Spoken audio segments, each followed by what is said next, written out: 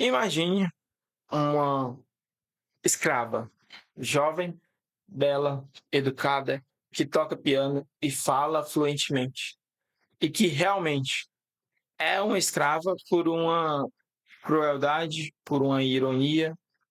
E essa é uma premissa de um dos romances que foram mais populares durante a época do Brasil Imperial, que quando chegou às mãos do imperador Dom Pedro II, ele se tornou um símbolo da luta abolicionista. E eu estou falando do livro A Escrava Isaura, do Bernardo Guimarães.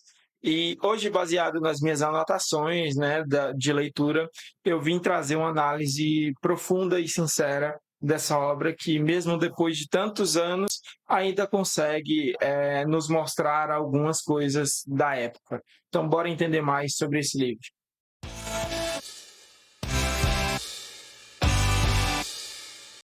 Bom, seja muito bem-vindo a mais um vídeo desse canal.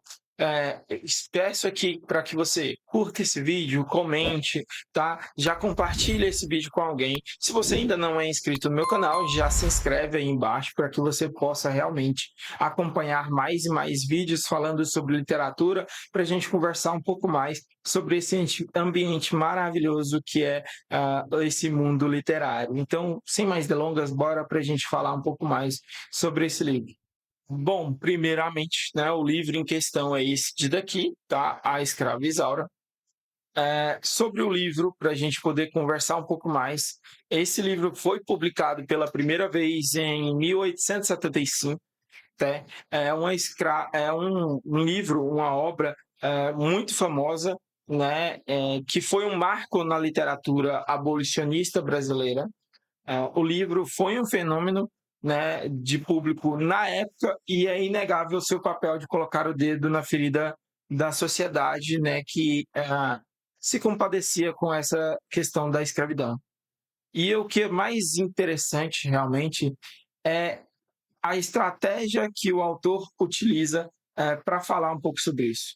Ele não cria uma heroína escravizada típica para a época, né? Até porque ele coloca a Isaura como uma mulher branca ali, né? Refinada e que foi criada quase como uma filha pela sua antiga senhora.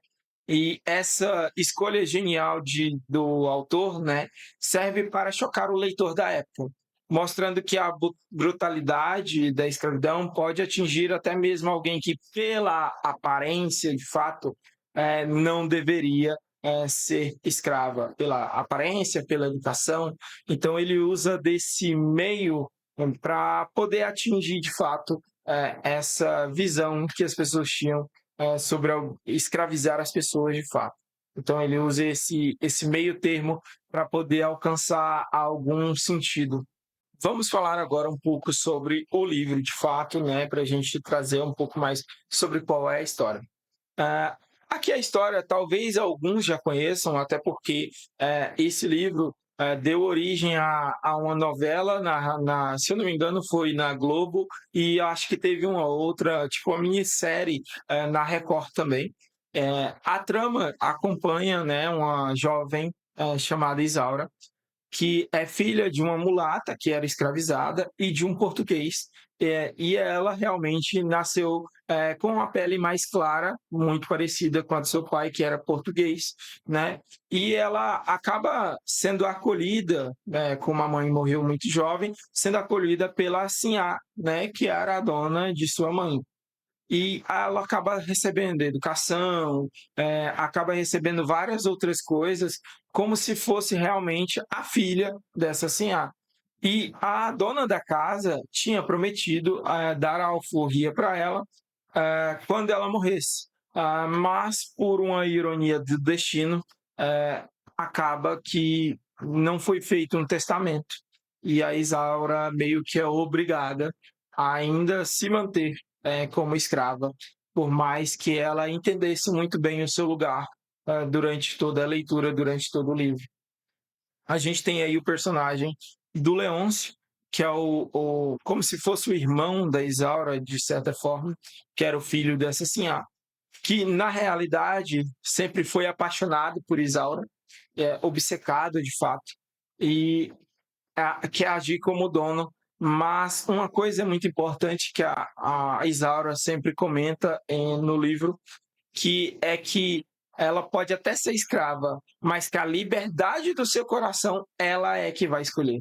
E eu achei isso muito interessante quando ela comenta, é, mas ela se recusa, de fato, a dar essa liberdade porque ela queria ficar com alguém que ela amava, né? E a trama vai ganhando mais peso, né, realmente, quando o pai dela, o Miguel, né, que é um português que queria salvar a mãe dela, né, da escravidão, queria dar a liberdade para ela, mas não conseguiu a tempo, tenta ajudar ela a se ver livre realmente, ter a sua alforria.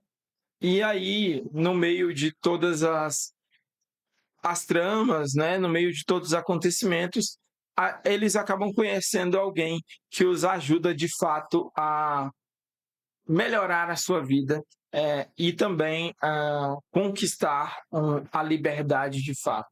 Mas isso acontece aí durante todo o livro, então é muito interessante para que vocês leiam também, para que vocês conheçam um pouco mais sobre essa história. Agora que a gente já conversou um pouco mais sobre a história, né, do livro e tudo mais, vamos falar um pouco mais sobre o autor, né? Quem é o homem por trás dessa história? O Bernardo Guimarães nasceu em Minas Gerais em 1825. Ele foi um dos grandes nomes do romantismo brasileiro. Foi formado em direito. Ele também foi um juiz, mas foi como romancista que ele realmente se destacou de fato. Ele é considerado o criador do romance sertanejo e regionalista, levando as paisagens e os costumes do interior do Brasil para o centro da literatura nacional. A Escravizaura foi o seu maior sucesso como autor, né? Um livro que deu popularidade em vida e que, adaptado para a televisão, né, décadas depois, conquistou o coração de milhões de brasileiros novamente. Vamos lá.